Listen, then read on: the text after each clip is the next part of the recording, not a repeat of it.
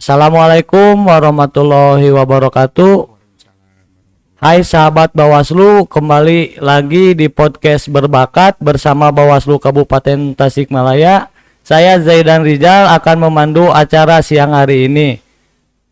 Siang hari ini akan membahas tentang peningkatan pengawasan partisipatif dan pengawasan non tahapan. Saya di sini tidak sendiri, saya bersama Kordip Pencegahan Pengawasan Partisipatif dan Hubungan Masyarakat, yakni Bapak Syarif Ali. Selamat siang, Pak. Selamat siang. Bagaimana, Pak, kabarnya? Alhamdulillah. Alhamdulillah.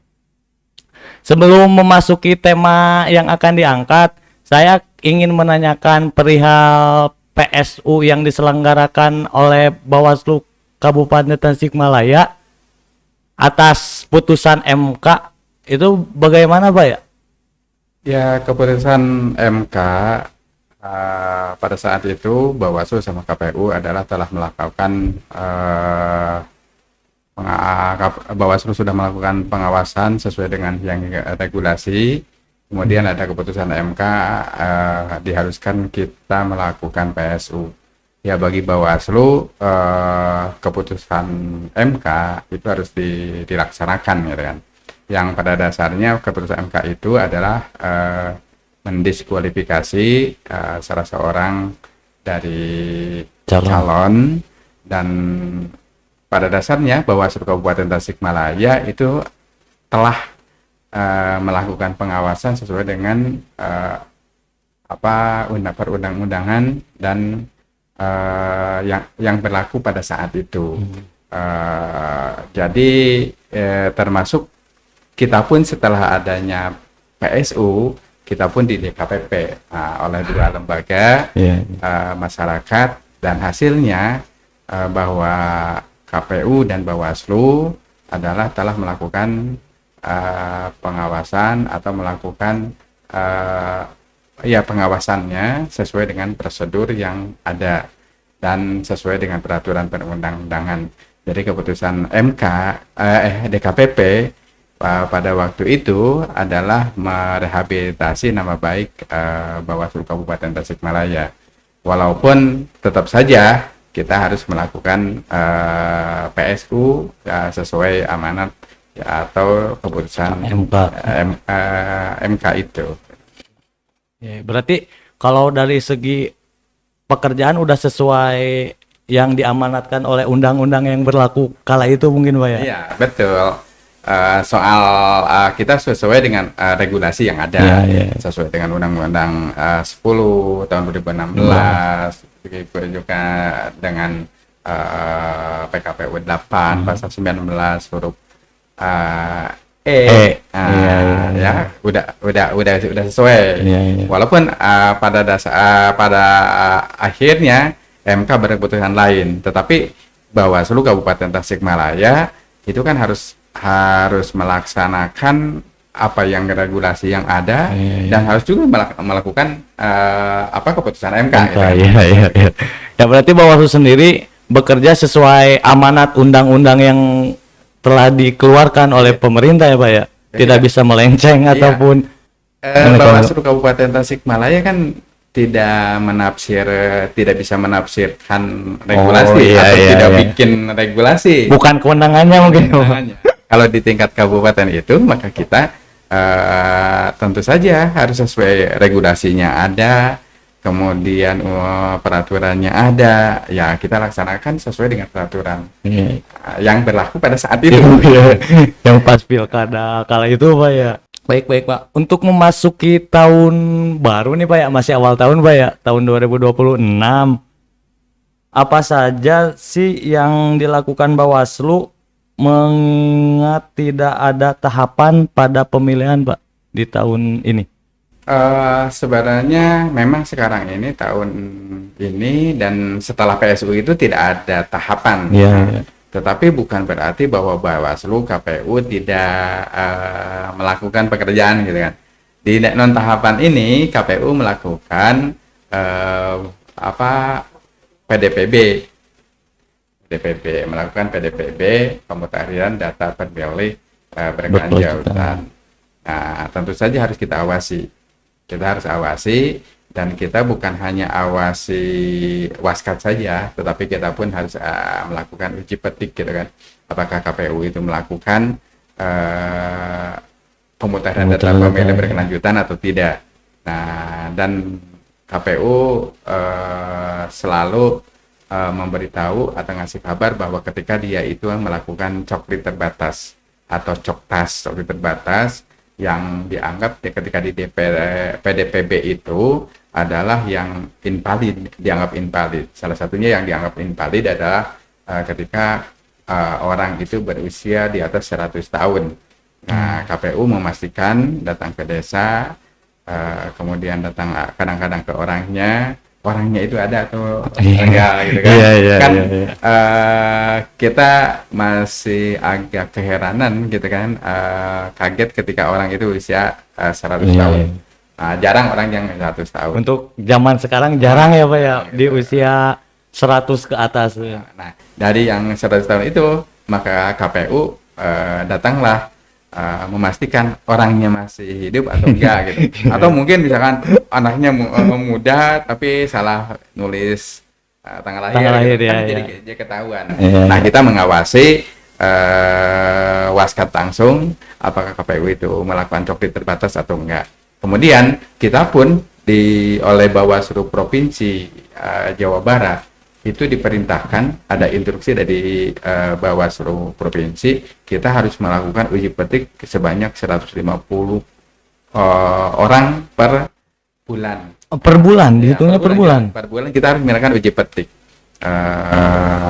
Orang-orangnya itu diuji petik ke masyarakat langsung, dipastikan dari 150 itu dibagi. Pertama kita mengecek dari data KPU yang 50 orang itu dicek.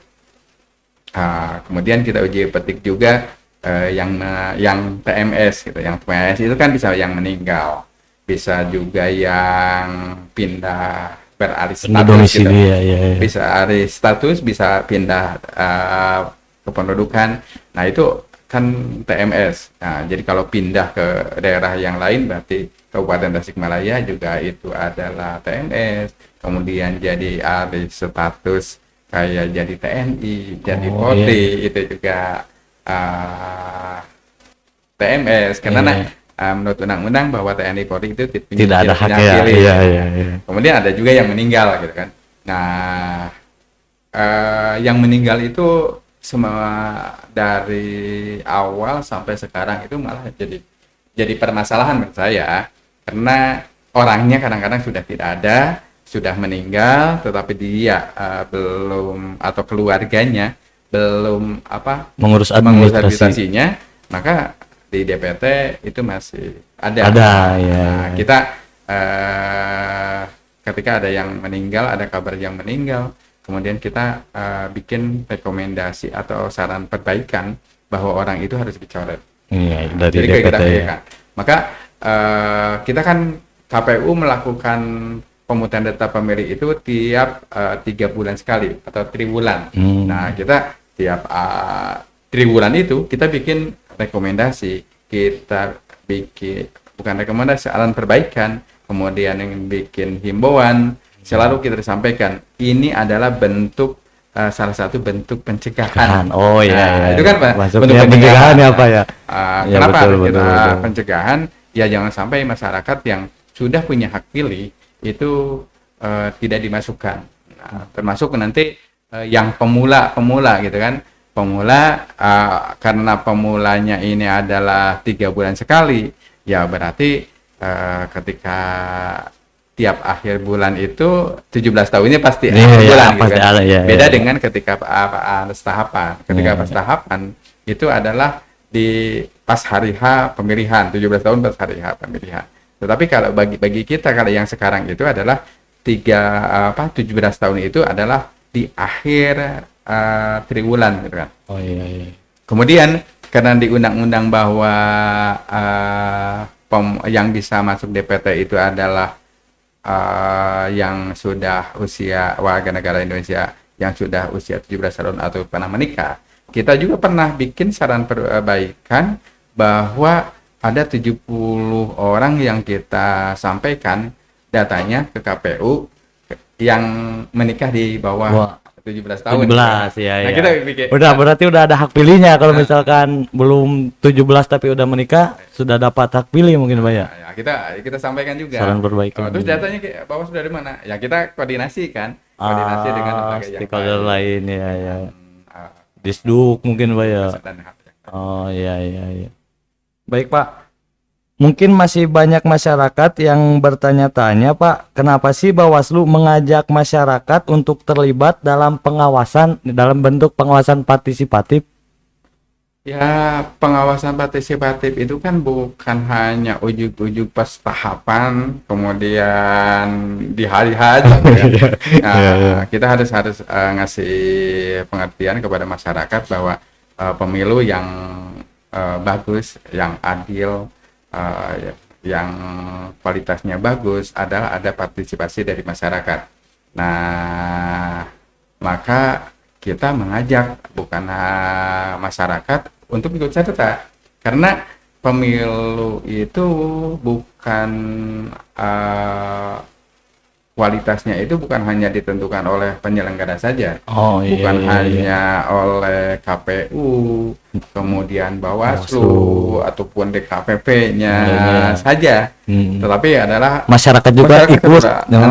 Jadi yang paling bagus itu adalah masyarakat ikut serta, baik itu dalam pengawasan, partisipasi, dalam mencegah, semuanya terlibat gitu kan. Dan kalaupun keberhasilan juga sama, bukan keberhasilan kita ini berhasil, Bawaslu yang berhasil, enggak juga. KPU berhasil, ya. hanya KPU, hanya Bawaslu. Tapi adalah keberhasilan adalah ikut sertanya masyarakat dan penyelenggara pemilu bersatu padu untuk mensukseskan pemilu. Iya. Suksesnya pemilu juga tergantung bagaimana peran serta masyarakat yang ada di wilayahnya Pak ya, bukan dari penyelenggaranya saja mungkin Pak ya. Bukan hanya. Berarti masyarakat juga berperan penting dalam pemilu serentak ya Pak ya. Iya, kita harapkan justru kedepannya itu pemilu yang akan datang ya ikut masyarakat lebih berikut serta dalam pengawasan Iya. Karena kan pemilu sendiri kan pesta rakyat kalau nggak salah Pak ya sebutnya kan. Masyarakat juga ikut serta baik dalam pengawasan atau juga melaporkan mungkin Pak kalau hari H kan kalau ada pelanggaran-pelanggaran yang dilihat atau diketahui ya laporkan saja Pak ke Bawaslu. Nah, kalau tentang laporan masyarakat itu masih ada berbeda pendapat. Nah, boleh ini Pak dijelasin atau banyak masyarakat yang menganggap bahwa ketika ngirim video, ngirim foto dugaan pelanggaran itu sudah laporan gitu. Jadi itu baru dugaan mungkin Pak ya? Bukan, itu baru informasi awal. Disebutnya itu informasi awal. Iya. Beda dengan laporan. Ada informasi awal, ada laporan gitu. Ketika informasi awal itu adalah hanya kirim video ke Bawaslu, kirim video ke Panwas Kecamatan, kirim video ke jajaran pengawas mungkin Pak ya. Ada yang lain kirim videonya saja, kirim foto ataupun misalkan file segala macam itu adalah baru informasi awal. Bagi Bawaslu itu ada informasi awal. Lalu bagaimana dengan yang laporan? Kalau laporan itu adalah harus ngisi form A1. Ada form yang harus diisi. Iya. Karena ada syarat materi, syarat formil harus dilengkapi. Itu adalah laporan. Nah, jadi masyarakat jangan salah kalau misalkan Bawaslu mengatakan tidak ada laporan. Nah, bukan berarti yang tadi itu dihitung laporan, tapi dihitung informasi awal. Nah, karena Bawaslu bilang yang laporan atau pengawas kecamatan bidang laporan itu harus ngisi form A1. Kalau form A1-nya tidak diisi, itu adalah informasi awal.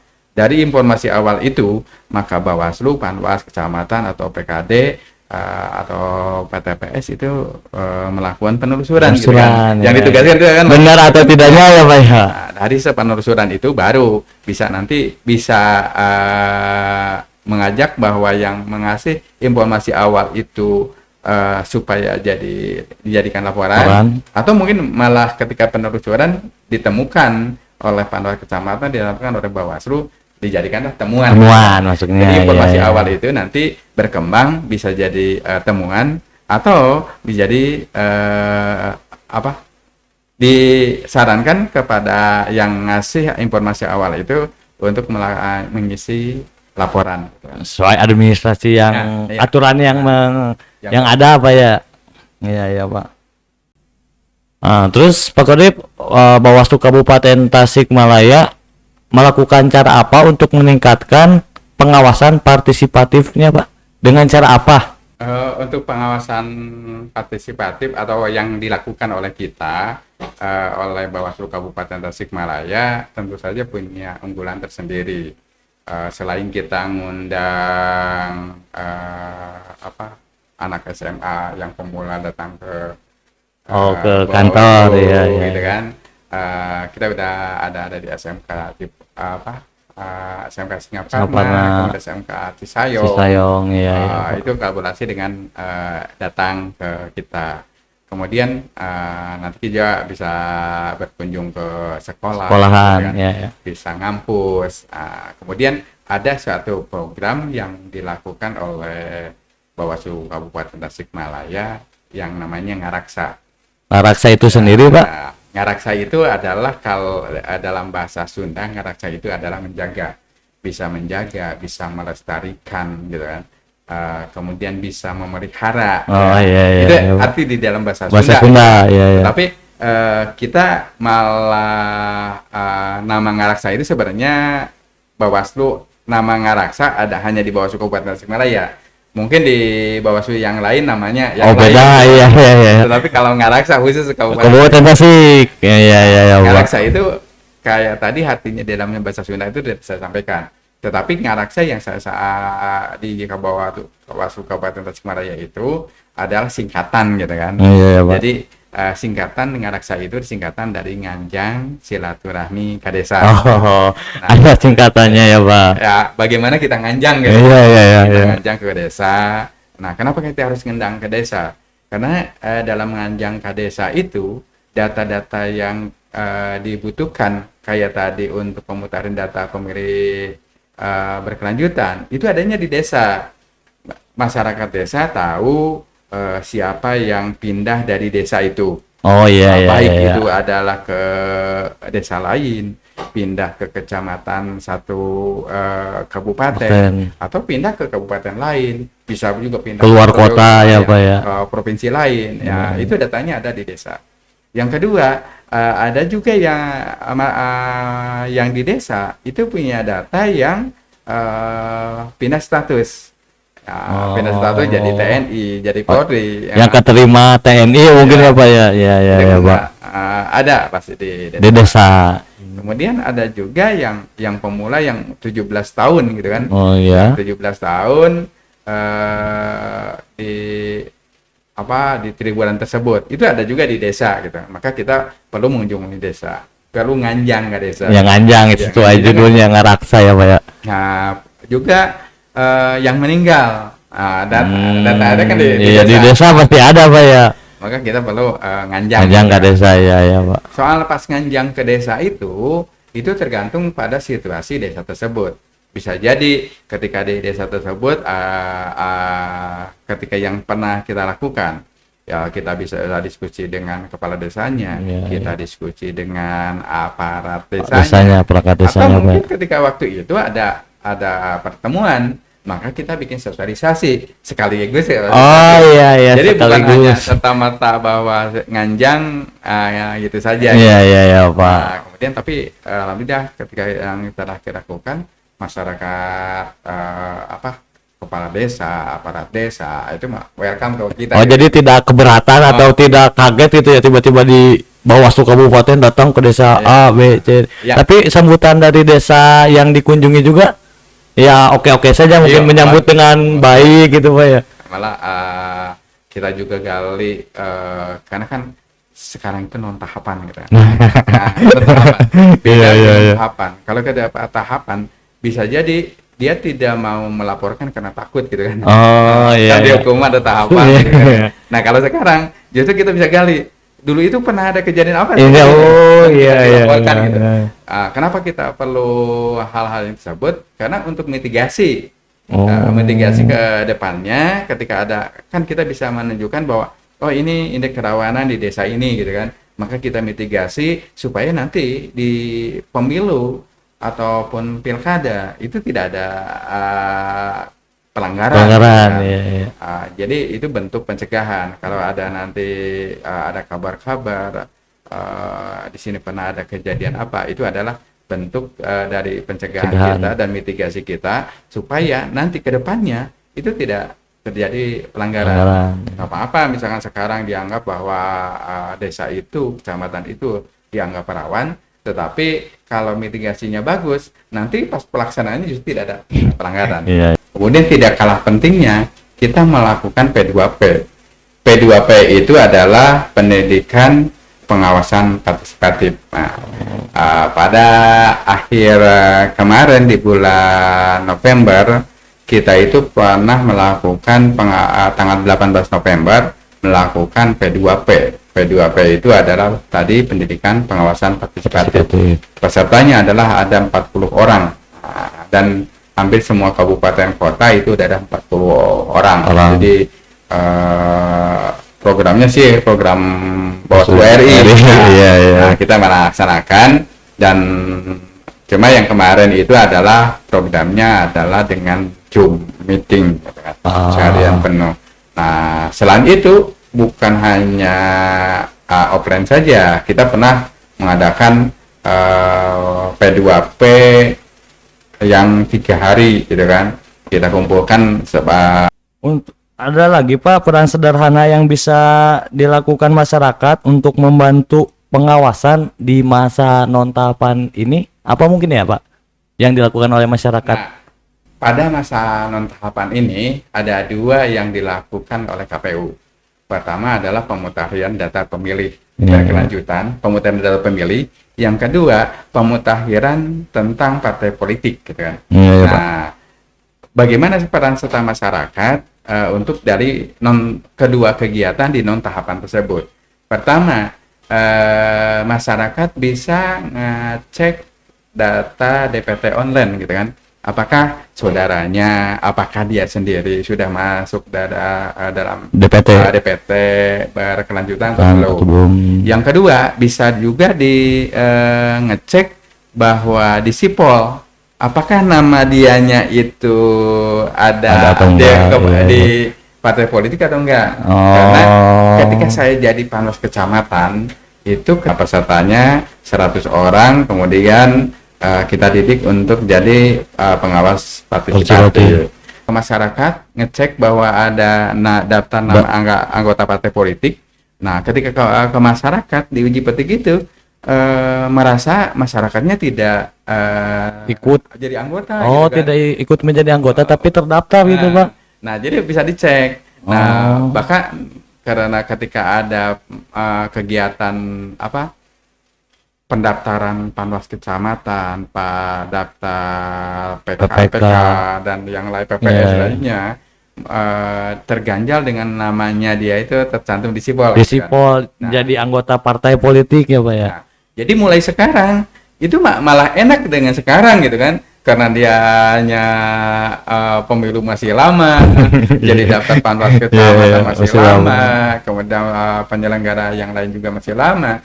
Nah, ketika hal yang demikian kan bisa lebih mudah gitu kan, karena panjang waktunya, karena tidak bisa KPU langsung ini bukan gitu atau partai politik yang di kabupaten kan nggak bisa langsung deret gitu saja. Kan ada proses yang panjang karena DPP yang menguploadnya, jadi yang menghapusnya pun harus otomatis dari sananya Pak ya.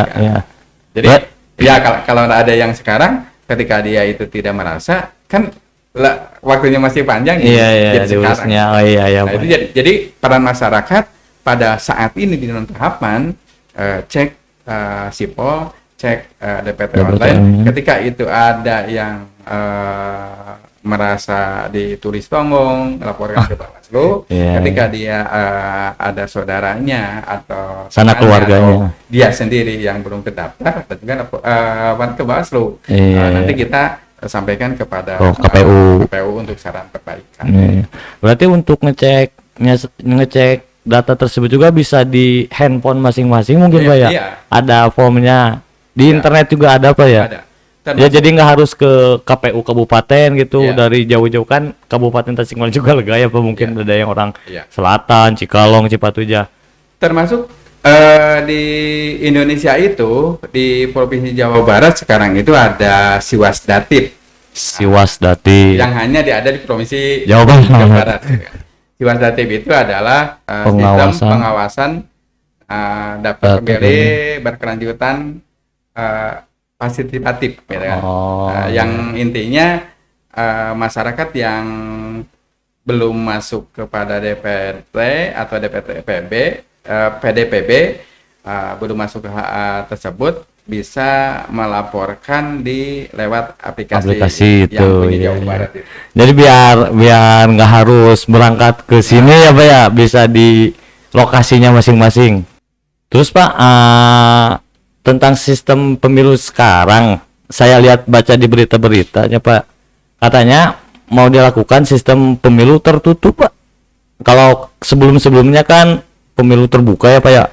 Nah, tanggapan Bapak seperti apa Pak tentang sistem tersebut? Saat ini adalah baru wacana ya. Iya. Kenapa bilang baru wacana, walaupun sebagian besar anggota atau fraksi di DPR RI itu udah lebih dari 50% gitu. Nah, bagi saya sendiri ataupun Bawaslu adalah itu baru wacana gitu kan. Kenapa bilang baru wacana? Karena belum diundang-undangkan gitu.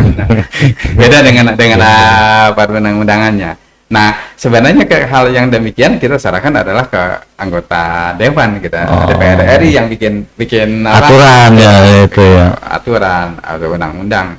Nah, bagi Bawaslu tingkat kabupaten atau saya sendiri ya tinggal melaksanakan apapun aturannya gitu kan. Aturan yang nanti ditetapkan setelah dijadikan undang-undang. Bagi Bawaslu kabupaten itu dan saya sendiri ya kita harus bekerja adalah sesuai dengan peraturan dan perundang-undang yang berlaku pada waktu itu. Nah, jadi kalau sekarang wacana ya kita tunggu saja gitu kan. Anggota DPR RI membentuk undang-undang tersebut. Nah, baru setelah undang-undang itu jadi maka kita akan sesuai dengan apa yang ada yang di sana gitu kan. Jadi kita tidak bisa hal wacana kemudian kita tafsirkan yang macam-macam gitu kan. Karena ini adalah wacana, maka kita tunggu saja anggota DPR RI itu seperti apa gitu kan. Keputusannya Pak ya. Setelah jadi undang-undangnya, jadi kita nunggu jadi undang-undang dulu. Kemudian walaupun di undang-undang nanti tetap saja masyarakat bisa GR ke MK gitu kan. GR ke MK pasal ini misalkan di GR atau undang-undangnya itu di GR itu kan kita belum tahu. Nah, yang paling penting adalah kita ketika bekerja itu adalah sesuai dengan peraturan perundangan yang berlaku saat itu. Jadi tidak bisa keluar dari aturan yang telah dibikin oleh DPR ya Pak ya. Jadi kita tidak bikin persepsi sendiri terus mengarahkan masyarakat supaya harus gini ya, gitu kan. Bisa Pak ya itu ya. Bagi kita adalah harus sesuai dengan peraturan. Nah, ketika peraturan itu ada, kemudian itu berlaku, ya kita harus melaksanakan. Kita harus melaksanakan. Ya Pak, untuk terakhir Pak ya, harapan Bawaslu Kabupaten Tasikmalaya terhadap masyarakat ke depan dalam menjaga kualitas demokrasi seperti apa ya harapan mungkin pribadi Bapak? Ya, harapan kami Bawaslu termasuk harapan saya bahwa pemilu yang demokratis dan kuat itu ada peran serta masyarakat. Karena kalau hanya pengawasan itu hanya mengandalkan Bawaslu saja, salah gitu kan. dengan SDM-nya ya. ya Sedikit maksudnya itu Pak. Bawaslu hanya 5 orang, Panwascam hanya 3 Tiga orang. orang, apalagi PKD gitu Oh, kan. cuma satu orang satu desa ya Pak ya. Sementara kan wilayahnya salah satu contoh misalkan ada di utara itu Desa Guranteng. Desa Guranteng itu luas wilayahnya sama dengan Kecamatan Sukaresik. Luas wilayah. Satu kecamatan, iya satu desa, wilayah luasnya Sama satu dengan kecamatan. satu kecamatan. Nah, itu kan Satu orang ya satu Pak orang PKD ya. Nah, itu tidak mungkin benar-benar terawasi kalau tidak ada peran serta di masyarakat yang tersebut. Maka peran serta masyarakat itu bukan hanya dibutuhkan lagi, memang harus gitu, berperan Pak harus ya. berperan sehingga nanti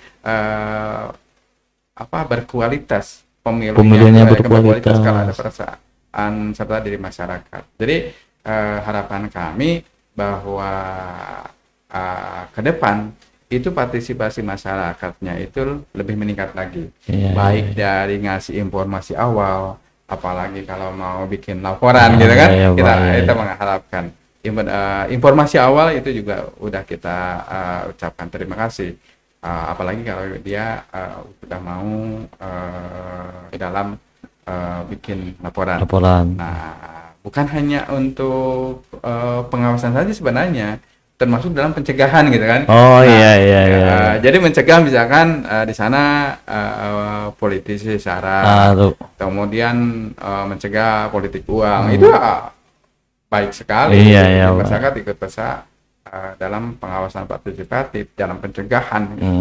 Nah, karena mungkin mencegah lebih baik daripada mengobati mungkin Pak ya. Nah, dari mungkin Bawaslu sendiri lebih baik mencegah terlebih dahulu daripada harus langsung menangani tindak pelanggarannya Pak. Ya sekarang itu beda dengan yang dulu-dulu ya kan. Ya. Kalau yang dulu kan tagline kita itu adalah awasi ACL gitu ya. Awasi, cermati, laporkan. Kalau sekarang CAT. Apa? Cegah, awasi, tindak. Jadi dicegah dulu sebelum ditindak. Kalau dulu ngawasi gitu kan. Divisinya pun kalau dulu divisi pengawasan. Kalau sekarang adalah divisi pencegahan. Pencegahan ya Pak. Jadi dicegah dulu. Yang paling pokok itu sekarang adalah pencegahan. Termasuk kita bikin surat ke KPU, bikin surat ke yang himbauan, ke desa, ke kecamatan atau ke yang lain supaya netralitas, ASN segala macam itu adalah bentuk daripada pencegahan maksudnya Pak ya. Baru kalau kita udah dicegah, sudah dikasih tahu bahwa itu pelanggaran tetap dilakukan, baru ada penindakan. Kita ditindak. Iya. Alhamdulillah, terima kasih Pak Kordip. Waktu demi waktu telah dilaksanakan. Obrolan yang dari awal sudah diucapkan oleh Pak Kordip. Bagaimana Pak Kordip? Takutnya mau ada closing statement dari Bapak? Ya. Terima kasih semuanya. Kami mengharapkan bahwa masyarakat untuk yang ke depan itu lebih aktif dalam pengawasan partisipatif. Karena pemilu, salah satu keberhasilan pemilu adalah ada dari peran masyarakat. Jadi kami mohon nanti kepada pemilu yang akan datang, maka peran masyarakat itu lebih aktif lagi dalam bentuk pencegahan, dalam bentuk laporan ataupun hal yang lainnya, sehingga kualitas pemilu yang akan datang adalah yang lebih baik dari sebelumnya Pak ya. Nah begitu sahabat Bawaslu, terima kasih, semoga ada manfaatnya untuk para penonton. Saya Zaidan Rijal undur diri, ditutup dengan pantun. Sendirian tanpa sang kekasih. Cukup sekian dan terima kasih. Sampai bertemu di ketidaksengajaan di lain waktu. Wassalamualaikum warahmatullahi wabarakatuh. Waalaikumsalam warahmatullahi wabarakatuh.